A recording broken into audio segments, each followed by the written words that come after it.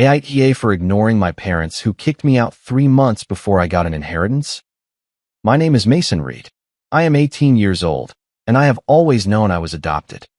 My parents, Mark and Lisa, never hid it from me. We chose you, they would say when I was little. You are special because we picked you. It sounded nice when I was 5, but as I got older, I started to notice the differences. The subtle ways they treated me differently from my older brother, Brandon. Brandon was 24, their biological son, the favorite. He always had been. When Brandon got good grades, there was a family celebration, a special dinner, gifts, and praise. When I got good grades, it was a well done, said without looking up from the newspaper. When Brandon wanted something, like a new car, designer clothes, or money to go out, he got it. When I asked for something, it was, "Do you really need that?" followed by a long lecture on the value of money. Brandon had dropped out of 2 college majors, lived at home at 24 without a job, and spent his days playing video games and going out with friends using our parents' money. And there was never a complaint. I had been working part-time since I was 16, paying for my own expenses, and helping with chores around the house. And yet I was always the one who was not doing enough. "You should be more like Brandon," my father would say. "He knows how to enjoy life." "Brandon is so smart," my mother would say. "He is just waiting for the right opportunity." I was the adopted one. Brandon was the favorite son. But I kept trying. I kept seeking their approval, thinking that if I just worked hard enough, if I was good enough, they would finally see me as their real son. It never happened. My 18th birthday fell on a Saturday. I had been looking forward to it with some excitement, despite everything. 18 was a significant number, the age of majority. I woke up that morning expecting something, a small cake, maybe a special dinner, some acknowledgement that it was an important day. I went downstairs and found the whole family having breakfast. Nobody said anything. "Good morning," I said, waiting. "Good morning," my mother replied without looking at me, focused on her coffee. Brandon did not even look up from his phone. My father was reading the newspaper. "Mason, when you are done with breakfast, I need to talk to you in the living room." Something in his tone made me nervous. I ate quickly, my stomach in a knot. In the living room, I found my 3 family members waiting for me. In the center of the coffee table was a large cardboard box. "Sit down," my father said. I sat, looking at the box in confusion. "You turn 18 today," my father began. "Yes," I said, hoping for some kind of congratulations. "Which means you are officially an adult," he continued. "We are no longer legally responsible for you." The knot in my stomach tightened. "We have talked a lot about this," my mother said. "And we have decided it is time for you to leave, to live your own life." "What?" I asked, sure I had misheard. "You are an adult now," my father said firmly. "We do not have to support you anymore. It is time for you to become independent, to be responsible for yourself." But I have nowhere to go," I stammered, feeling panicked. "I do not have enough money saved. I do not have." "That is your responsibility now, not ours," my mother interrupted. "We packed your things," she said, pointing to the box. "Your clothes, your personal belongings, it is all in there. You are kicking me out." I asked, my voice breaking. "On my birthday? Do not see it as us kicking you out," my father said. "Think of it as us teaching you to be independent, something you need to learn." Brandon laughed from the couch. "So long. Useless," he said with a cruel smirk. "It is about time you got out of here. This house is much better without you." "Brandon, do not be rude," my mother scolded weakly, but she was smiling. "What about Brandon?" I asked desperately, pointing to my brother. "He is 24. He does not work. He lives here for free. Why are you not kicking him out?" "Brandon is different," my father said. "He is our biological son. He has a right to be here as long as he needs." The words hit me like a physical punch. "He is our biological son," as if I was not really their son at all. "Please," I begged, feeling tears welling up. "Just let me stay a little longer, a few months, until I can save enough for an apartment. Please." "No," my mother said firmly. "We have made our decision. It is time for you to go." "But I have no experience living on my own," I said, my voice rising. "I do not know how things work. Taxes, rental agreements. Nothing. I need help." "Then you will learn," my father said, standing up. "Like everyone has to learn. Take your box and go. You cannot do this. I am your son. You are our adopted son, my mother corrected. And we fulfilled our obligation. We raised you for 18 years. Now that obligation is over. Exactly, Brandon sneered. Mom and Dad have done their act of charity. They do not have to pretend they love you anymore. His words were like knives because they confirmed what I had always suspected. They never really loved me. They were just fulfilling an obligation. Go, Mason, my father said, his tone now impatient. And do not come back. You are not welcome here after today. With trembling hands, I picked up the box. It was heavy, filled with my clothes, a few books, personal items. My whole life packed into a cardboard box. I walked to the door, carrying the box with tears blurring my vision. I hoped, even in that moment, that someone would stop me, that they would say it was a cruel joke, that they would hug me and tell me to stay. No one did. The last thing I heard before the door closed behind me was Brandon's laugh. Finally, now I can use his room as a gym. I stood on the sidewalk, holding a box with all my belongings, with no family, no home, and no idea what to do. It was my 18th birthday, and I was completely alone. The first few days were the hardest of my life. I slept on the street for 2 nights, using my box as a pillow, terrified every time I heard a noise. I searched for a job desperately. I applied everywhere, shops, restaurants, warehouses, anything. My experience was limited. And my address was a boarding house in the worst neighborhood in the city, which did not help. After 2 weeks of rejections, I got a job at a restaurant as a busboy. Minimum wage, $200 a month, 10-hour shifts, inconsistent tips. But it was something. I worked 6 days a week. I lived on $50 a week after paying for my room. I ate instant noodles and cheap bread. I washed my clothes in the sink in my room. 3 months went by, 3 months without a single call from my adoptive parents.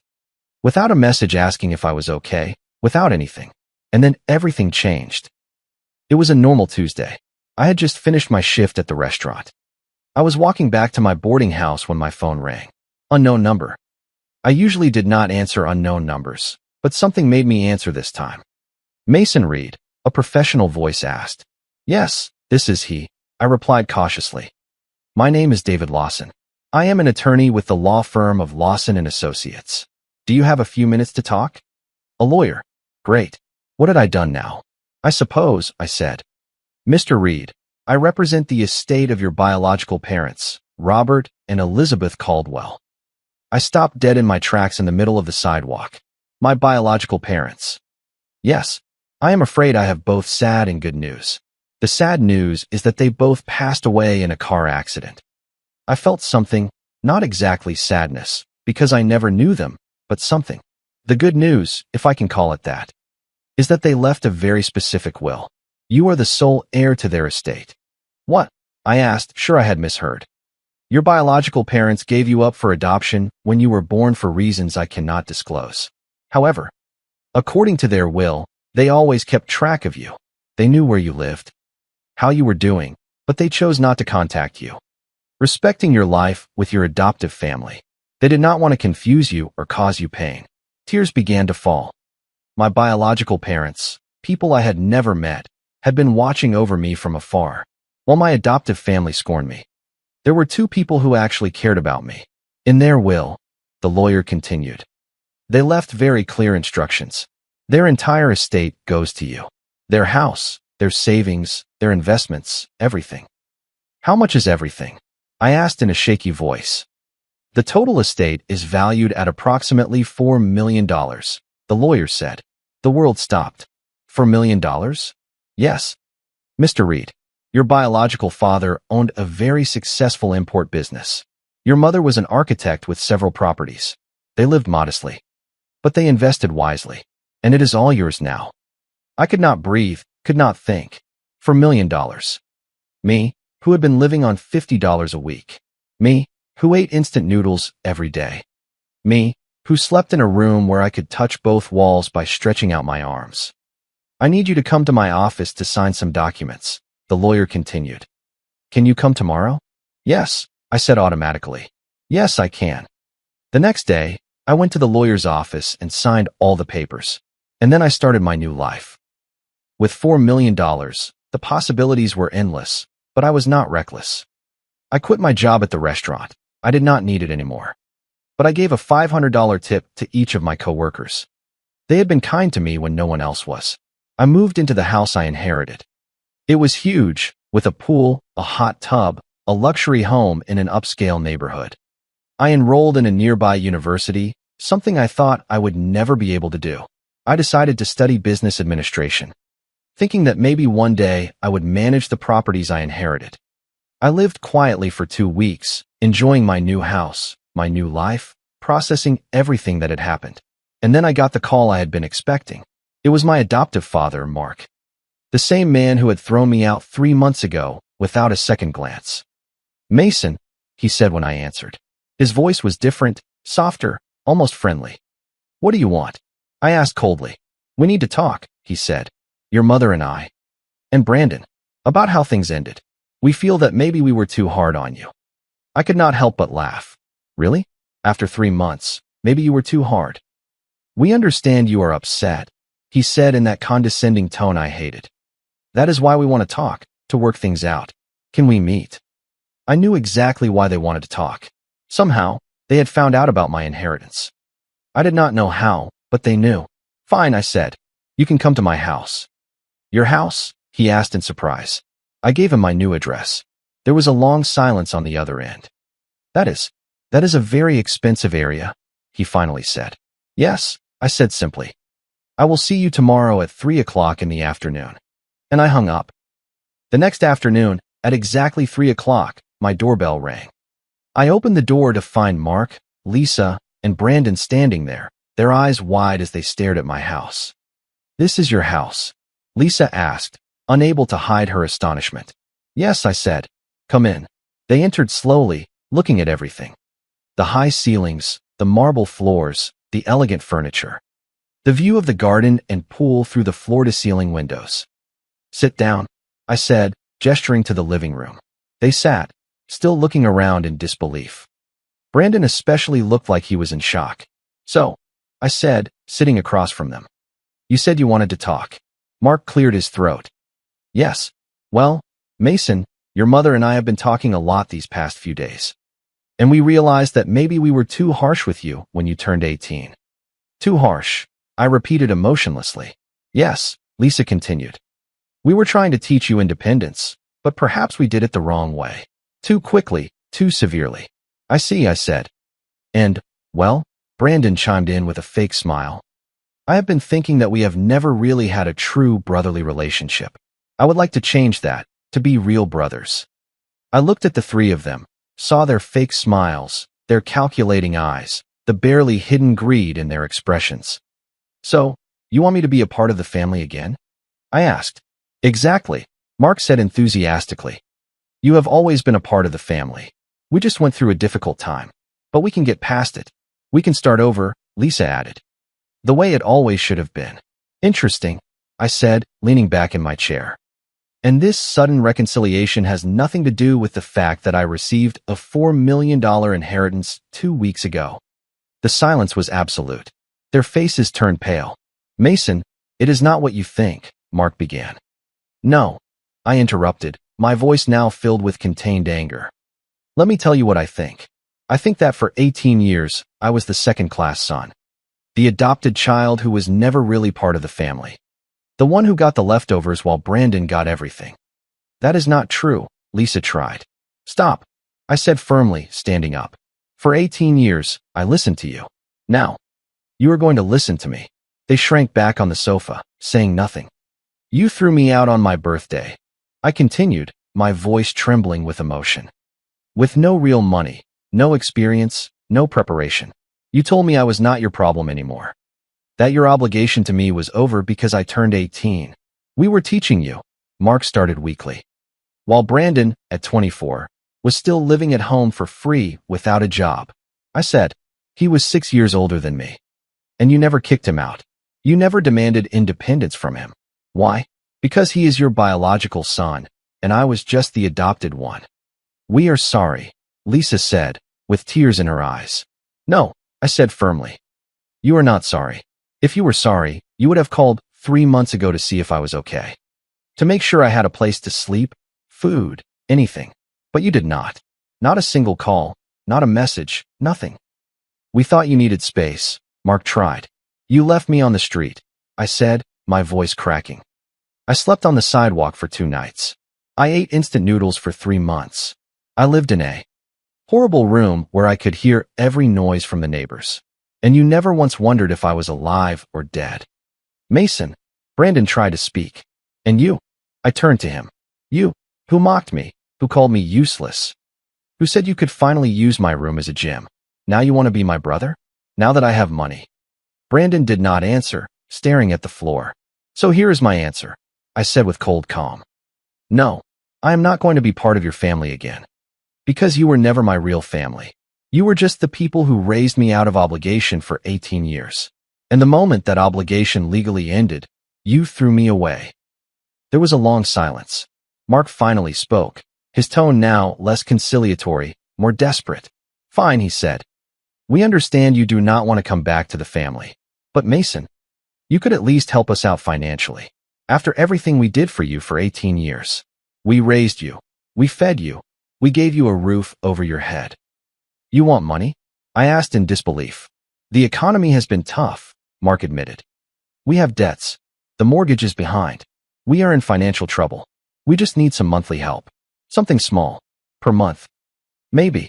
After all, you have millions. You would not miss it. I laughed. I laughed so hard my stomach hurt. You are asking me for money? Money? After kicking me out without a cent. Mason, please, Brandon pleaded. We are family. No, I said with finality. You are not my family. My family was Robert and Elizabeth, 2 people I never met. But who loved me from afar, who left me everything they had. Who cared about me even without being present. That was my real family. You cannot just leave us like this, Mark said, his voice now desperate. Of course I can, I said. Just like you left me on the street on my birthday. Just like you told me I was not your problem. Now you are not my problem. I walked to the door and opened it. Now get out. And do not come back. I do not want you in my house. I do not want you in my life. You made your choice 3 months ago. Now you have to live with the consequences. You are going to regret this. Brandon shouted, finally showing his true colors. When you need family, we will not be there. Perfect, I said calmly.